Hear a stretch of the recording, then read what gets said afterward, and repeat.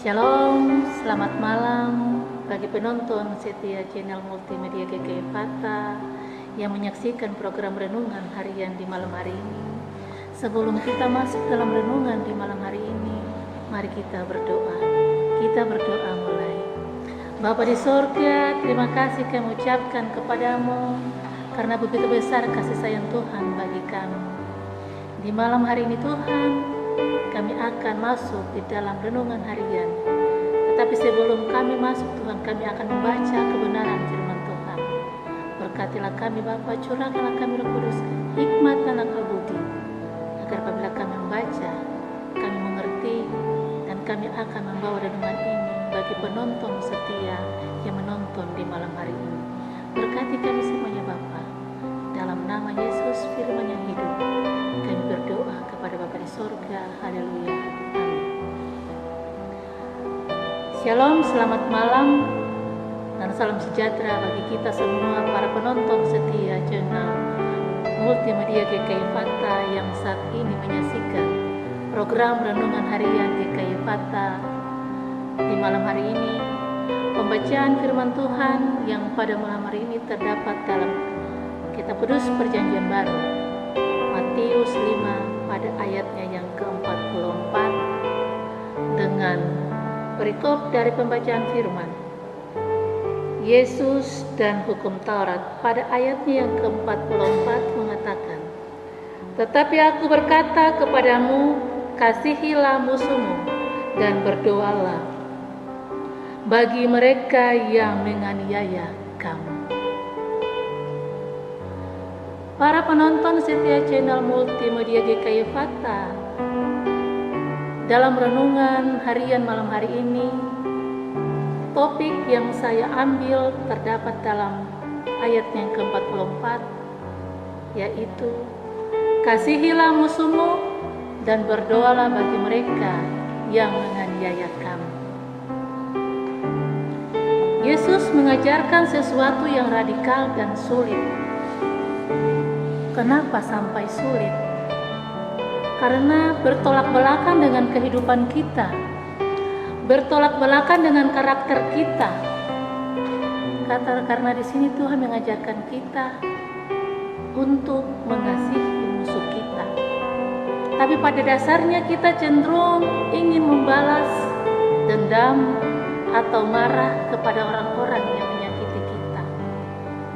Namun Yesus memanggil kita untuk menunjukkan kasih bahkan kepada mereka yang sulit untuk kita kasihi.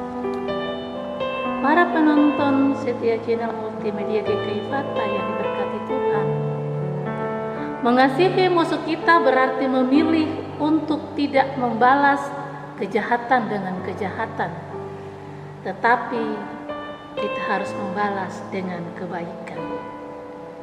Ini bukan tentang merasa baik atau setuju dengan apa yang kita lakukan kepada mereka, melainkan tentang mencerminkan karakter Allah yang penuh kasih. Kita harus mengasihi. Itu adalah sebuah tindakan yang menunjukkan bahwa kasih Allah lebih kuat daripada kebencian atau rasa sakit yang kita alami. Tuhan Yesus juga mengajarkan kepada kita untuk kita berdoa bagi mereka yang menganiaya kita.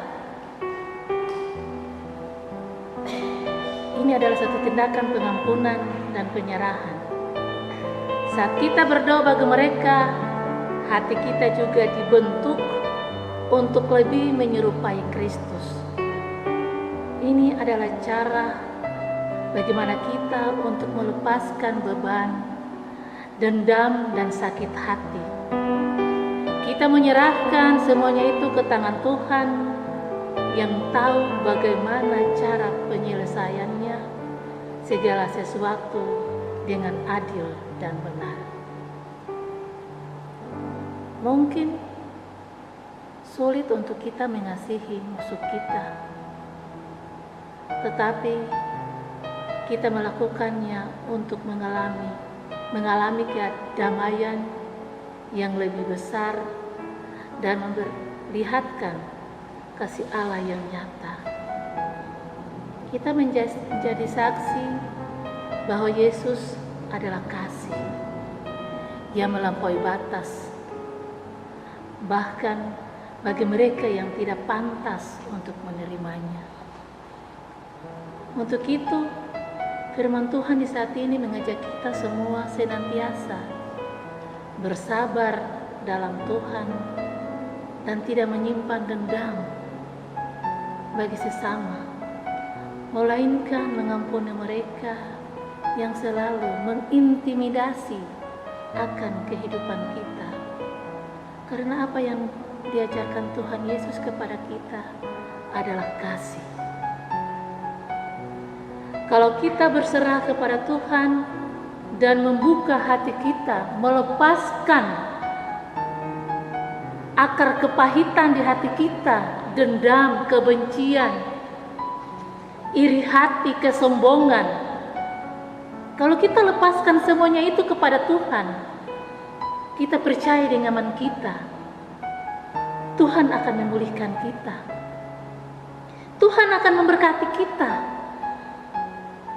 memberkati rumah tangga, keluarga, pelayanan, anak-anak kita. Jangan kita menyimpan akar kepahitan di hati kita untuk membenci orang lain, mendendam orang lain, menyakiti orang lain. Karena itu bukan ajaran Tuhan. Kita bisa ambil contoh dari anak kecil. Kalau mereka bermain dan pada saat itu mereka berkelahi, mereka pulang ada yang berdarah. Tetapi tidak hitung menit atau tidak hitung detik, mereka juga akan kembali bermain lagi. Anak kecil itu memberikan gambaran kepada kita sebagai orang dewasa untuk melihat contoh yang kecil ini. Bagaimana kita bisa memberikan kasih, atau bagaimana kita bisa melepaskan iri hati, dendam, kebencian kita kepada sesama kita. Tuhan mengajar kita untuk mengasihi musuh kita, walaupun sulit sekalipun kita lakukan itu, tetapi ini ajaran Tuhan bagi kita. Untuk itu bukalah hati kita, mintalah kepada Tuhan agar akar kepahitan yang ada dalam hati kita, kedengkian, kebencian, kesombongan, dan segala macam yang membuat orang lain merasa tersakiti. Jikalau kita melakukan itu semuanya dan kita menyerahkan semuanya itu kepada Tuhan, percaya dengan iman kita bahwa ada pengampunan yang diberikan Tuhan kepada kita. Kiranya renungan ini selalu diberkati dan memberkati kita semua, dan selalu memberikan yang terbaik bagi hidup dan kehidupan kita di dalam keluarga, pelayanan, dan masyarakat. Amin. Mari kita berdoa. Terima kasih Tuhan Yesus, terima kasih Bapa di sorga atas renungan yang begitu indah bagi kami. Ajarlah kami sebagai umat-Mu untuk saling mengasihi satu dengan yang lain. Angkatlah segala akar kepahitan daripada hati kami, iri hati, kedengkian, kesombongan, keangkuhan daripada hati kami.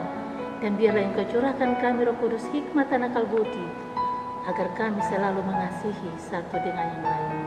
Berkatilah penonton setia channel Multimedia Ephatha, renungan harian GKI Ephatha yang selalu setia menonton akan renungan ini. Berkati mereka semua di mana saja mereka berada. Dan biarlah Engkau berkati tim Multimedia GKI Ephatha yang senantiasa bersaksi untuk memuliakan nama Tuhan. Inilah kami Tuhan, dalam nama Yesus Kristus kami berdoa kepada Bapa di sorga. Haleluya. Amin. Shalom, terima kasih bagi penonton setia channel Multimedia Ephatha yang sudah mengikuti renungan harian channel Multimedia Ephatha. Kiranya Tuhan Yesus selalu memberkati kita dan selalu menjaga kita di dalam hidup dan kehidupan kita hari lepas hari. Amin. Shalom dan selamat malam.